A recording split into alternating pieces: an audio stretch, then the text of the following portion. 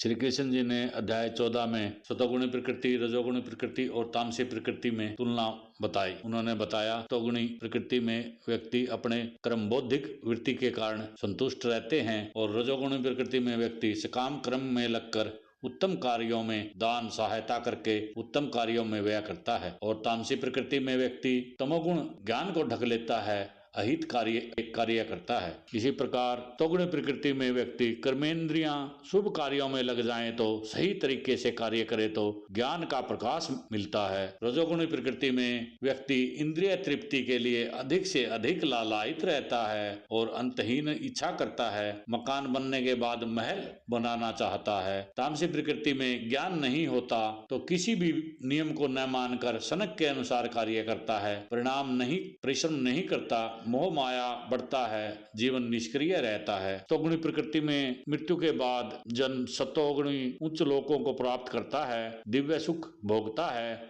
ऐसे लोकों में महर्षि व भक्त रहते हैं। रजोगुणी प्रकृति में व्यक्ति मृत्यु के बाद अपने सकाम कर्म करने वाले बंधु बांधवों के यहाँ पैदा होता है। तामसी प्रकृति में मृत्यु के बाद पशु योनि ग्रहण करता है। सतगुणी प्रकृति में कर्मों का फल शुद्ध होता है, मोह से युक्त खुशी के साथ रहता है। रजोगुणी प्रकृति में कर्म फल दुख होता है, समस्त कर्म दुखदायक होते हैं। ऐसे व्यक्ति पशुवध करने वाले होते हैं। सतोगुणी प्रकृति में भक्ति कर्म से वास्तविक ज्ञान उत्पन्न होता है। रजोगुण प्रकृति में लोभी व इंद्रिय तृप्ति लालसा बढ़ती है, न सुख मिलता है न ही शांति। और तामसी प्रकृति में अज्ञान प्रमाद मोह पैदा होता है, शराब सेवन अज्ञानी बन जाते हैं, जीवन अंधकारमय हो जाता है। सतोगुणी प्रकृति में उच्च लोकों स्वर्गलोक ब्रह्मलोक सत्यलोक में जन्म हो जाते हैं। रजोगुणी प्रकृति में पूर्णतया रजोगुणी तो राजा या धनी के रूप में जन्म, तमोगुणी बढ़ने पर वह नीचे की योनियों में जा सकता है। तामसी प्रकृति होने पर व्यक्ति पशु पक्षी श्री श्रप वृक्षों में जाता है, अधम योनियां प्राप्त होती हैं। कृष्ण भक्ति कर तमोगुणी भी उच्च श्रेणी में जा सकता है। इस प्रकार